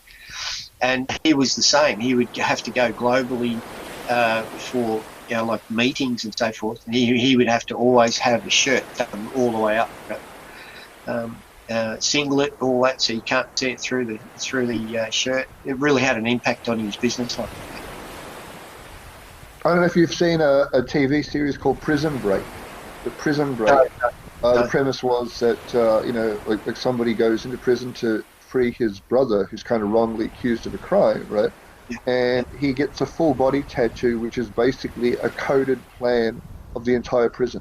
The electrical, everything, etc. He's even got like software code that's kind of coded in ink on his body. So like in every episode, it's more like he's looking at a different part of his body, his tattoo, to get information. How do I actually that long, etc. That kind of thing. So the whole premise of that TV series was the tattoo, or the full body tattoo, the full body sleeve, was actually an information system. Actually a source of input. I might actually upset some of the students, but the tattoos and the earrings, they're actually a detrimental thing for them in business. Without even knowing about it, they'll say, "Oh, but that's unfair," and bugger that. The people who are interviewing it, the guy who owns the business and so forth, they kind of look down on it. Unless you're joining the Russian mafia, I think no, I know personally a few people who all they had was nothing but an earring on the left earlobe, and just would not get jobs in executive positions. True. Yeah. Well, anyway, it's something. Don't you think tattoos have become more accepted in today's age? Yeah, I think tattoos, right? It's interesting. They were a big fad, and they sort of died down at the moment. But you notice they're sort of coming back again. But it was a big thing about 10 years ago. Everybody would, you wouldn't see, I'd even have students, like their 18-year-old girl coming in from high school, and she'd have half a sleeve sort of thing. So it was a big thing then, but I'm not sure whether you'd do it now. But in the old days, I'm talking old days, which is like 20 years ago, you'd have real problems. Oh no, seriously, no. And it's not. I'll put it this way. Yeah, okay. I would love to, right, because of that effect from the crowd sort of thing, the crowd mentality. But as a business thing, no. You had to conform to a. You become a robot, right? Yeah. So even in top level management, you become a bit of a robot. Scientists and their tattoos. It's a give and take. From DNA to dinosaurs, scientists have a surprising and secret penchant for tattoos of a particularly cerebral nature. There's an article in The Guardian in 2011 that talked about famous scientists, right? And the fact that nobody knew that they had these tattoos with kind of deep meaning, And I guess everybody would know, hey, look, we're looking at DNA, deoxyribonucleic acid, the kind of structure for it, right? But I think that with a lot of these tattoos that the scientists have, it's almost like a bonding artifact, because it's more like it's a cool tattoo. Admit that, that people in a group and they work together. How do they signify or share that they're in a group? One way is they agree to all do one thing, and this one thing, in terms of these scientists working on projects, would be let's get a tattoo. And I remember reading a story that the Lord of the Rings films, Ian McKellen, everybody was on it, said that when each of the movies actually wrapped, all of the principal cast would get a common tattoo, And I think the same was true with another TV series, Breaking Bad. I don't know. Anybody in the audience know of a TV series called Breaking Bad? No. Breaking Bad? Anybody? No. Oh, yes, somebody knows Breaking Bad. And apparently, Breaking Bad. The meth guy. Yeah. Heisenberg, right? And the guy who plays Heisenberg, right, was on a talk show. I think it was David Letterman, right? And I think David Letterman said, or maybe some other talk show folks, right? I say, you all got tattoos. Where'd you get your tattoo? Because you're an actor, If you're an actor, maybe getting a tattoo might be detrimental for another role, right? And I think he got it in the webbing of one hand, So you can't really see it unless you look at the show, like between the third and fourth finger on his right hand, right? More like just the logo of the show. And like a secret sign, that way, hey, we work together. Is that your cat, Ilya? Hang on, wait, because I've got to let the cat out. Ah, you see, by rules, anytime you do something online, since this is going to end up on the internet, you have to have a cat, right? Cats are actually the things that actually run the internet, right? And Ilya has actually one, a physical one. Yeah, but just to give you a little bit of history about myself as well. Just remember Australian champion swimming, right? And so we were preparing to actually start doing Olympic training to actually qualify for the Olympics. Yeah. And at that stage, we were at the Melbourne Olympic pool, the one with the big statue out the front. They used to light it when the Olympics were here, but it wasn't. It's just a statue. Now I think it's part of the tennis centre or something or other. I'm not sure. But there used to be the Melbourne Olympic pool. We would train there 6 days a week, early morning and then after school as well. And the Olympics were coming up, and one of them was the one in Tokyo, right? And one of the girls that used to swim with us, I can't even remember their names anymore. She was she was like number 3 in the world for butterfly, right? And she happened to be a girlfriend of my best mate Justin, and he's now like the organiser over there in the Melbourne Aquatic Centre for all the physios and all that. But she decided, I'm going to Tokyo, so I'm going to put a tattoo of the Japanese flag on. So she got this little flag, and I just have this feeling that started the sort of like the trend afterwards for all the Olympic teams to put the Australian flag. They used to, if you see most of the swimmers now, they'll have this little Australian flag and the Olympic symbols, the five rings and all that sort of stuff.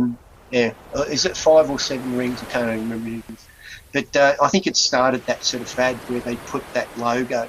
They labelled them so they were at the Olympics, which was really good. Well, I mean, the Olympics, right? It's funny that you mentioned that. The fact that we were supposed to have them this year and they got cancelled because of, as you call it, Ilya, the coconut virus. You know? Oh, the coconut one, yeah. I mean, it's the audience. Ilya is actually a stoic. Oh, exactly right. Of, You're so right. Becoming more and more popular. Oh, yeah, tattoos are trophies. Oh, okay. Yeah, So and maybe what we- Connor, you're probably right, because like most of those guys who got the tattoos and that stuff when I was, when we were trying for the Olympics, they didn't win, and so they had this thing, like a label saying "I lost." Yeah, correct, exactly right. Sorry for breaking in. It's so true. Oh, I forgot what I was going to say. No. Colin said something like getting tattoos of trophies, right? It made me think, well, what if we have that in future graduation ceremonies at RMIT so students can get their degrees tattooed? I graduated ethics. Yeah, that kind of thing. Instead of getting a HD, right, you get a tattoo. That's the kind of, the best students get the tattoo. Right? A gold I'm just trying to actually put up a pop quiz because I want to get some feedback, right? I'm just trying to. It's multiple choice, right? So, 1, 2, 3. 1, 2, 3. Okay, yeah. 1, 2, 3. I think this will do. 1, 2. That's it. A general question: how did you learn the difference from right and wrong? 1, your parents. 2, your schooling. 3, your religion. So maybe a general. 1. Okay, parents. Yeah. Hang on. You should do it through a poll. Wait, Connor. Wait. What are we doing? Are you going to do something fancy, Ilya, like Google Docs or something? I'm going to use this system here. Holy cow, Ilya! Thank goodness that we have somebody that knows about IT here, right? If the world depended on a philosopher, we'd still be working in a stone age. Yeah. So, wait. So, 1. Parents. Wait, don't pick yet. Wait. Let me just finish this. What are you doing, Ilya? I'm setting up a poll. Experience. Yeah, I forgot that. I forgot to put experience on, right? Yes. Life experience, right? Right, you ready? Yeah, okay. Oh, hey, wait! That's fantastic, Ilya. Okay. You're great. And then you put one. Can you put one more? Experience. I can vote 2, I suppose. Yeah. You're voting 3 times. So. It's I can't actually vote because I'm a token philosopher. So. Just about it. I think the other people in the cohort are actually kind of mowing the lawn. Right? So. That's the beautiful thing about being online, right? You can just have your avatar up and then do anything else, right? So like that, you can vote. Go on, you click on one of the numbers, John. Oh, I do. So just click on the number. Yeah, just click. And then you can go back to look at the little people icon down the bottom. You'll actually Yeah. And you see, majority of people was all said 1. No, well, look, it's obvious, right? I mean, it's like, look at it. Schooling. I don't know why you include schooling. Ethics from school. I know, because you're going to talk about the experience of about the left-wing. Put in from the local pub. I look back at my years of schooling with kind of fondness, right? Because all the teachers that I had the same thing that I did. It was more like, I'm your English teacher, but when I'm going to do English, I'm just going to stand here, or sit on this chair or squat on the floor and talk for hours about my life. I'm an opera singer, I drive a taxi, do something in this course. I don't know, right? But no wonder that guy lost. It's like my kids at the moment. They go to school and they come back shaking their head every time not now. There's just the two of them, not the other one. But it's all, and they just come back and go, "What's up?" And they said, "Oh, it's nothing but global warming and political correctness and safe spaces and all." They said, "I didn't learn anything."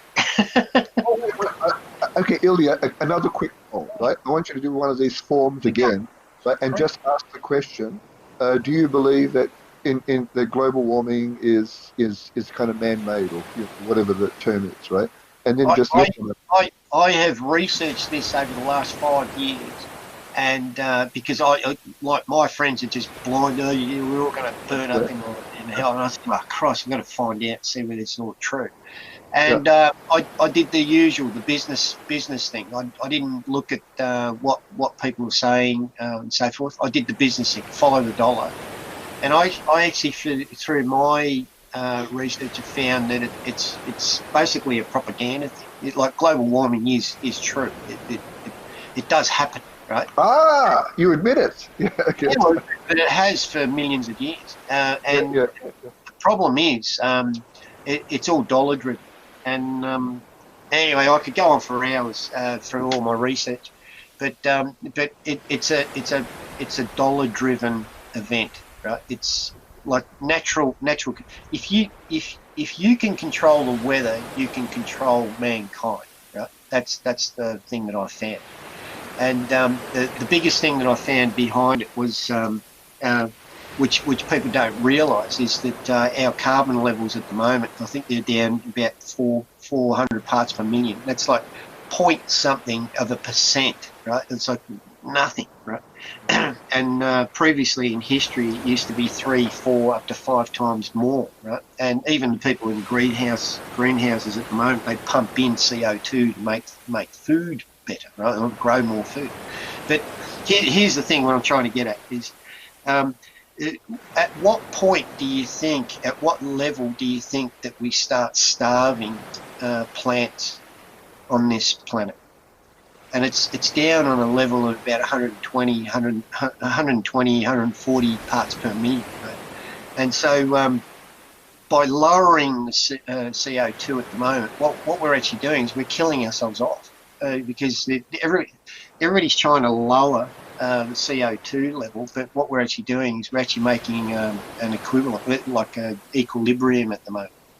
And man's effect is so insignificant, it's just ridiculous. It's like anyway, my research is showing that it's all money driven. So Ilya, you think that then there's a kind of arrogance if the assumption is that it's all due to human beings? Is that kind of what you're saying? No, it's money driven. It's money driven. It's money driven. Okay. Yeah, it's obvious business. Like, just to give you an example, Kevin Rudd, Kevin Rudd, the ex-Prime Minister of Australia. Right? Yeah. He was preaching to everyone saying, we're all going to be underwater, so blah, blah, blah. This is, what is it, like 5-10 years ago? Right? Yeah. And this year, actually last month, he just bought a new mansion right on the coastline. Just open your mind and you have a look at the facts, and you actually see, hang on, there's someone trying to get me here. And anyway, coming from a business side, I think that's the way I look at it. I followed the dollar, and it's a lot of bullshit in a way. Just let things happen. But the thing is, right? But regardless, I mean, like, okay, if we're concerned about the environment, then kind of if we try and actually kind of minimize our impact on the environment, aren't we actually kind of exercising self-denial? So self-denial, in a sense, is kind of a good thing. It's often beneficial for us. The thing about it is that because the carbon dioxide levels are so low at the moment, we actually need to increase them. And by burning fossil fuel, you're actually burning prehistoric, bone fragments. Right? So I don't know where people get this idea of thinking, carbon dioxide has to be at this level, and burning fossil fuels is some magic thing which adds to the system. It's not. Our system is an equilibrium, so all the way through the atmosphere and so forth. over millions of years, like dinosaurs and so forth, or even coral, everything you can think of has decomposed and gone into the soil and created this oil, right, so to speak, right? Yep. And all we're doing is just pulling it out and making sure that the equilibrium keeps going. Actually, you're reminding me of a video that comes up later in the semester, because there's a week where we do look at kind of, I guess, environmental issues and IT, because there was a movement for a while, like the green IT movement. And I have a little video which is from a philosophy movie, Philosophy in the Streets, right, with Slavoj Žižek. He's a Slovenian philosopher, and he's talking about ecology, right? And he gives this talk for 10 minutes while he's walking through a rubbish dump, right? And he says the same thing that you're saying. He's saying that oil is actually a built, or the product, unimaginable catastrophe. So every time somebody fills their car with petrol, what you're actually doing is putting in a material which is the result of, unimaginable catastrophe. So millions of species dying, dinosaurs, etc., in horrible ways, right? And yet you're kind of innocuously putting it into your petrol tank, right? And I think he's trying to say that because he's trying to say that it's almost like we can't imagine what a true catastrophe is like, right? Unless we're actually in it and we see it with our own eyes, right? If somebody just tells us, we can't actually know what it's like, So if people are kind of telling us, oh, climate change is bad, it's going to destroy the world. When we look outside of our windows of our homes, right, we see the sun shining in the sky, for example, right? It's not like we're in some kind of, apocalyptic science fiction, right? Because that's the nature of humanity. We have to directly experience something bad, which is kind of maybe not a good thing if something happens very slowly, you know what I mean? But then, even if something happens very slowly, people would say, I don't have to worry about it. It'll be the next generation, that kind of thing. But again, so you've got me on this little thing here. Wait. Oh, sorry. I think this is another kind of thing that we do in this session. It's kind of pleasant or not pleasant distractions. Right? So can you see carbon cycle? Yeah, we can see it. Carbon cycle. Yeah. So we're actually part of this carbon cycle, and I don't know who in their right mind says that we add more to it. I mean, we're part of the cycle. Well, actually, the thing is, we're carbon-based life. I mean, and I know this because I'm a sci-fi fan, right? And people always waffle on in sci-fi about carbon-based life, And I think because we're carbon-based. One of my friends here, I don't know why, but these people who get involved in this subject, they get super violent. It's like I'm holding a knife up against their throat. But I'm just trying to tell them logic. Have a look for yourself, right? And just this cycle here, burning fuel, and then this cycle here is my fireplace. So I grab a tree, I put it in the fire, I burn it, and then the cycle continues. Right? He was telling me, no, this burning somehow is more than this cycle here. So when I burn a tree, that tree will never grow again, and it'll turn into a desert. No, it's part of a cycle. Right? It's really hard to explain to people that even the fossil fuel stuff comes out of oil, right? And this actually comes over sort of like there's a production, right? And we happen to be burning a bit more than we should at the moment, right? But we're actually putting the system into balance because it hasn't been in balance for like millions of years. So anyway, I could go on for hours, but overall, I got the call today as well. Do you want to buy solar panels and all that? It's part of the whole audience. But student audience, what Ilya is doing here is he's actually being philosophical, even though you might think he's another global warming skeptic, right? By being a skeptic, right, you're actually being philosophical. You're actually questioning things. The notion of skepticism is questioning things. You don't just blindly accept things. You have to make up your own mind based on evidence. So I think a lot of you may know somebody called Barry McIntyre. Anybody know Uncle Barry, as he affectionately calls himself? Barry McIntyre is famous for something that he likes called evidence-based practice. Bazza, yes, you see, people know Bazza, right? Bazza would say things like, show me the proof, like Billy Connolly says in his kind of routines when he was doing stand-up, right? Show me the proof, etc. So Barry's big on evidence, right? So he'll listen to you and accept something if there's evidence. Yep. And I think basically, governance, yes, teaching governance. So I assume that he's probably doing evidence-based practice in that course. And another big thing that Barry likes is brain training, because he kind of thinks that, those games that actually, you can play, right, they do actually sharpen your mental acuity, etc. Notice with Barry, before you actually get to know him, if you just walked past him in the corridor, he's a frightening person, right? He's like really, you get shivers thinking to say hi. but you know what I said to Barry, right? I always used to say, you remind me of Clint Eastwood, right? And when we were in building 108, right, I said it so often. He actually put up a caricature of Clint Eastwood, right, with a caption at the bottom saying, "Contrary to popular opinion, I don't live in this room." because and that was flattery, because to me Clint Eastwood, I don't know if the students know who Clint Eastwood is, but he's made like a gazillion movies and so forth, right? And he's kind of an almost an Ilya spirit guy. There's a lot in common between you and Clint, I think. But Clint Eastwood is somebody that is totally stoic, right? He kind of looks like, angry all the time, and even when he smiles, it doesn't look right? And I've heard stories that, like Tom Hanks tells the story, right? When he was, I think, doing a film called Sully, right, about the accident in New York, the plane crash, right? And Clint Eastwood was directing the film, and he said that everything was dead quiet on the set. It was so efficient. People knew what they were doing, etc., right? And Clint would kind of tell people what to do just with his eyes, right? So if he looked at you angrily, you kind of knew you were doing something wrong, right? And he kind of not just looked bad, but kind of grumbled, like that, right? So,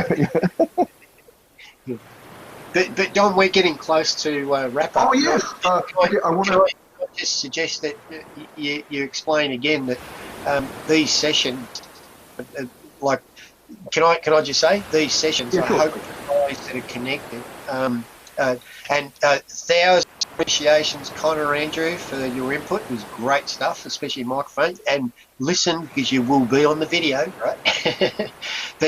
But just for the whole group is to understand what these sessions are about. Is that we analyse things, and we might talk, like it might sound like rubbish to some people, but they're missing the point. No, but you're missing the point. The point is that we're actually discussing issues in an ethical way, so opens your mind up for your assessments, right? Because your assessments are have to be done in the same manner. Is what do you think? What do you say? And no one here is going, if you say something completely against, political correctness and all that, wouldn't care a brass razoo. Just make sure that you actually put your own feelings in, right? So open your mind up to yourself, right? But anyway, over to you, John, because I've got to let the cat out. Okay, so I just want to wrap up with a few things, right? So I think maybe in terms of the vast amount of content in weeks 2 and 3, right? As I kind of mentioned in a previous announcement, there are 3 sheets, like 1 or 2-page sheets, I think, in the week 1 folder, which can be your kind of high-level guide to map you through weeks 2 and 3. Right? I think one of them is just kind of a ethics versus morality, just like a definition of what the terms are, ethics, morality, and so forth. Right? And then I think the other sheet is how to be good. It kind of lists the 8 or 9, I think, ideas of ethics, right, which are kind of expanded upon in the weeks 2 and 3 content, right?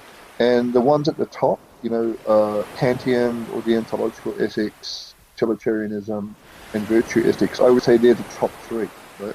The kind of top 3. Maybe you want to focus on those, or kind of have a look at a few other ones, right? And I think the last sheet from week 1, right, which is kind of a big picture map for the whole course, right, is almost what's wrong with the modern world, where I kind of just list a few things, right, which are kind of, irksome or irritating about the current world that we're living in, right?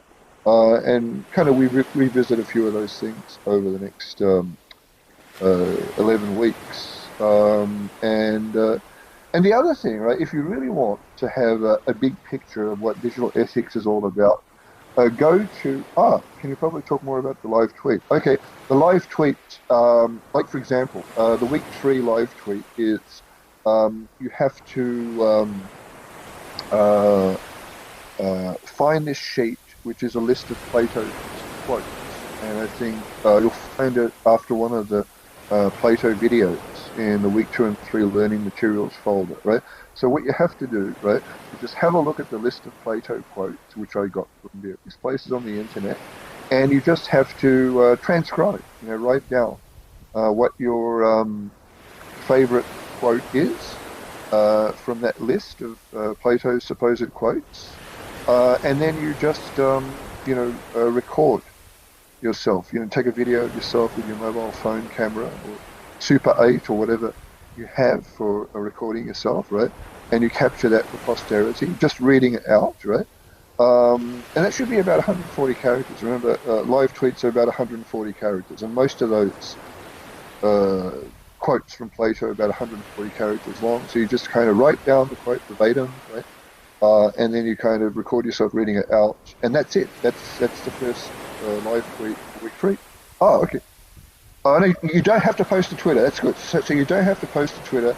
What you do, right, with the live tweets, right, is you just keep them something. So, for example, over the weeks, right, you just have open up a Word document, right. So in week 3, and whatever the task is, you put it in, and then you have the OneDrive or Google Drive link to the video, right, of you reading it out, right. Now, in week 4, I think the week 4 live tweet is another easy one. So there'll be another list, you read it out, right? And then after they get a little bit more harder, but not harder as in, rocket science, right? It'll be a rotate between watching a movie or reading a short story, or listening to a short story. So if it's a movie, for example, right, and I don't want to spoil what movies I've got you to watch, right? But it'll be like you watch a movie, and it could be like a 2-hour movie, 2.5-hour movie, right? And then there'll be a task, right? Just a task, right? And then you kind of respond to it once again in 140 characters or less, which is, 1 or 2 sentences, right? Or 1 word, right? And you write it down in this Word document, well, the movie's be on Netflix. I joked, right? It's RMIT Netflix. It's RMIT Netflix, because I've discovered, right, that RMIT has its own Netflix, and it's not violating copyright or anything, right? But, you read it out word by word, or with, no, just read it out word for word. So in other words, for week 3, all you have to do is find a place. Why not just do it in your own way? Yeah. You want them to do it in their own way? I mean, if you want, yeah, okay, yeah. So basically, if you want to do it, if you want to have your own view, that's fine, right? Yeah. Just as long as it's really short, right? So perfectly fine. I don't want to actually kind of constrain your creativity, right? Yeah. Because remember, the live tweets are basically designed to be a simple recipe to get 2 marks. Every live tweet, which is like you write something down, you read it out, you video it, you share the link, that's 2 marks. So in other words, you do 10 of these, it's 10 times 2 marks. So if you do all of them, everyone gets 12 marks. Dragan, it's if it says 140 characters, doesn't mean stick to 140. Just it's like a sentence. So what you got in your head, right? Just what you say it. Andrew, the thing is, you have to actually write it down. So like your own view or direct transcription of what the quote is, and then the video. So it's the 140 tweet and the video. You're right. Yeah. So it's text plus video, right?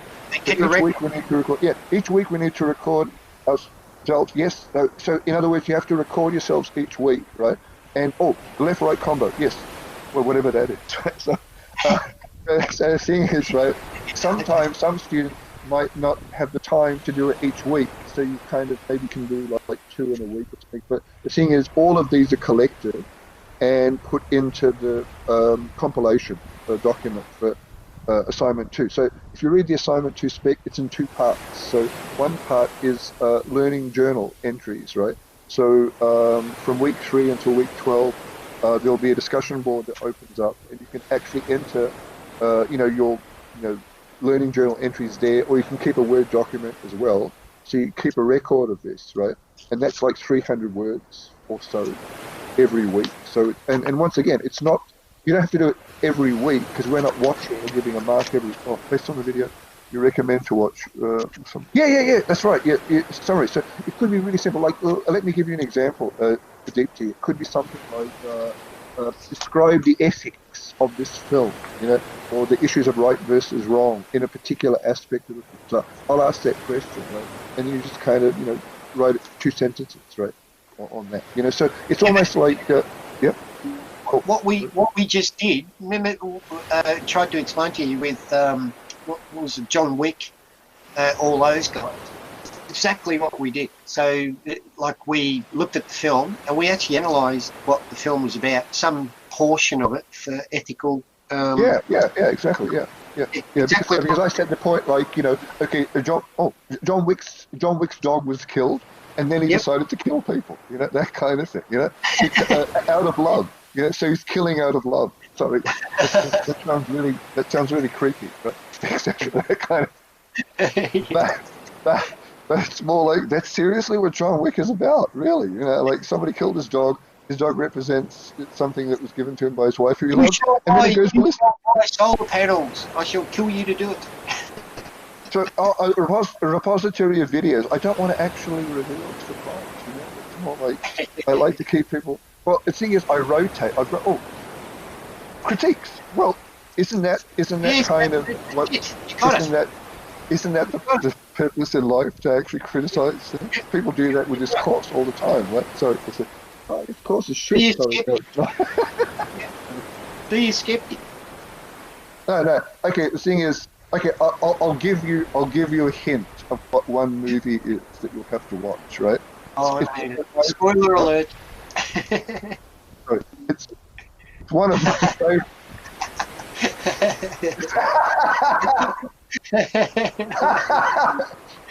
Sorry, I think that if we wait long enough, we could do an entire course by just. Oh, The Good Place. You're right. Yes, The Good Place. I think I did that. I think The Good Place is actually one of the things. I asked you to watch. I think there's an episode of The Good Place, right? Because we have RMOT's Netflix has it, right? I'll spoiler alert, right? One film. Oh, The Quiet Place. Sorry, you can't tell. Sorry. No. Okay. One of my favorite movies, right, and I live for movies. 2001: A Space Odyssey. And once again, I say that, and everybody is like, I can hear crickets in the background. Digital crickets. But anyway, I think that was the one that some students may have said, John, you're getting us to watch a 2-hour and 45-minute movie to just write 140 characters about it. Oh no. And it's more like, you do know that, YouTube is full of videos where people talk about films. I mean, not that I'm advising that. I do advise everybody to watch every film that I suggest, but for the classic films, right, there's lots of different YouTube videos where people describe their own thoughts about famous movies, etc., which are shorter than the actual movie itself. So I'm not saying that you should do that, but it's kind of, I think, see, don't you think, Ilya, that watching 2001: A Space Odyssey is like, I don't know, taking vitamins? Yeah, but just to add to it, because a lot of the students I have now, even in other courses, it's not really all that familiar with IBM, right? And IBM, was like the start of the home PC, basically, for me. Anyway. And a lot of them don't understand or don't realise that HAL, H-A-L, in 2001 was actually IBM, because you just shift one letter. Yeah. But they don't realize they still think Apple, I this, I that, right? Or HP, Dell, right? But they don't associate IBM that much with home computers. Not that many anyway. It's kind of getting lost. So I think 2001 will sort of slowly disappear. People will go, oh yeah, what are you on about? Right? Anyhow, I mean, I don't want to spoil anything more about what I have you watch. And in fact, maybe I might modify some of the viewing because I don't know. There's something more interesting. But I keep on looking at RMIT Netflix, which is the RMIT library site, right? And they always have new stuff, because since we're now living online, right? You can't go to the physical library, shucks, right? So what the RMIT library is doing. Before RMIT starts charging membership. Oh yeah, shucks. Damn it, I mean, I'd hate that. I mean, see, that's actually one of the benefits to me of being an academic or you as being student. You've got free access. Well, actually, you have to pay to do the course, right? But you got access to all this wonderful material that RMIT has provided for us, and they have lots of stuff. So it's not just kind of boring textbooks. There are lots of those, but there's lots of interesting movies and TV shows and whatever. So it's like kind of maybe the resolution isn't as good as Netflix or Stan, in terms of quality. But there's lots of stuff. Yeah, so before you finish though, I just want to get one word in. Listen, one word, yeah. Guys, I hope you understand where the course is lying. It's not a difficult course, and nothing to be stressed about. Be open. You can swear. You can do anything you like.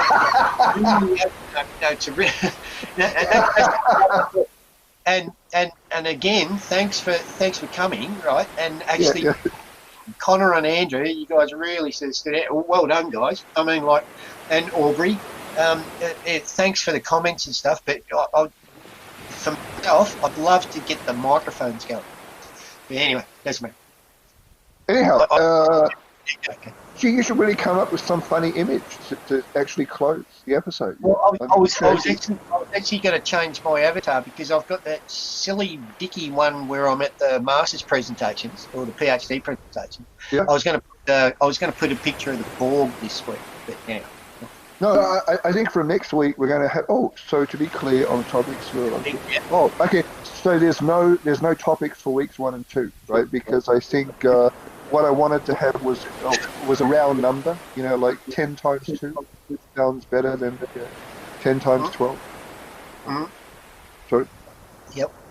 Or somebody talking. Yep. Right. You there? Somebody saying something. Oh, I thought somebody had their microphone on. No, okay. Yeah, so the live tweets, you start doing those in week 3, and also the discussion board with the blog entries. That starts in week 3. And you do that, or both of those, from assignment 2 until week 12. Yeah. You want to say something funny at the end, Billy? A ribbit. Right. That's all, folks.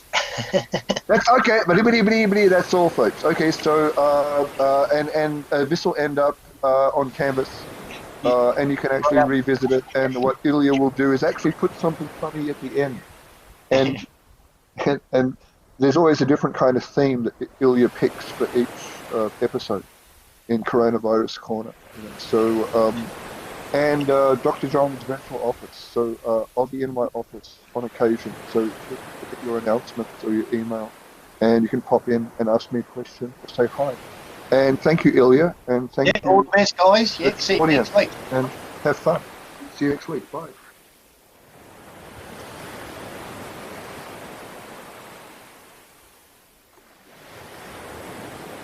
No worries, mate. That was good.